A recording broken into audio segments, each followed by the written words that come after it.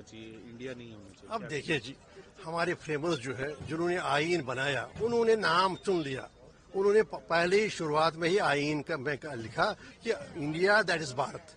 उन्होंने ये मुनासिब समझा। अब देखिए, वही तो जिन्होंने आज़ादी की जंग लड़ी, उन्होंने तो हमारी रहनुमाई की, उन्होंने अंग्रेज के खिलाफ लड़ा, और उन्होंने ये बनाया कि क्या होना चाहिए, मूल मंत्र क्या होना चाहिए हमारे समाज का, तो फंडामेंटल क्या वैल्यूज होनी चाहिए। उन्होंने तो ये फैसला कर दिया।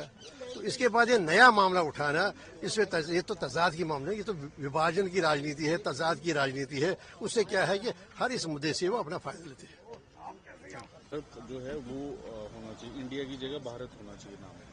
देखिए, मेरा जो अपना मानना है, भारत कहो, इंडिया कहो, हिंदुस्तान कहो, मुल्क हमारा है, और हम हर तरह से ये नाम जो है पूरी दुनिया को मालूम है, ये नाम सब मालूम है, संस्कृत में कहें, हिंदी में कहें, अंग्रेजी में कहें, क्योंकि इस मुल्क की परंपरा जो है, तारीख जो है और कम्प्लेक्शन जो है, वो ये है कि ये मुल्क हिंदू, मुसलमानों, सिखों, ईसाइयों, जैन, बौद्ध लोगों, मज़ाहिब के लोगों का मुल्क है, और यकसानियत से चलते हैं। यकसुई से इस मुल्क की पूरी दुनिया में पहचान पैदा करना चाहते हैं।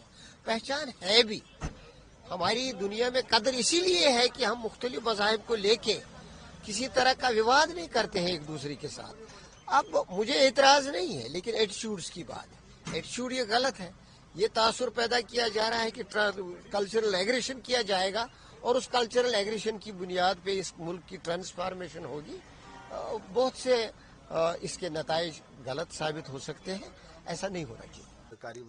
आदरणीय दत्तात्रेय होसबले जी का जो statement, India should be called as Bharat, जिस पर आप मुझे प्रश्न पूछ रहे हैं, मुझे लगता है कि किसी भी भारतीय को इस पर कोई आपत्ति नहीं है, कोई विवाद नहीं है।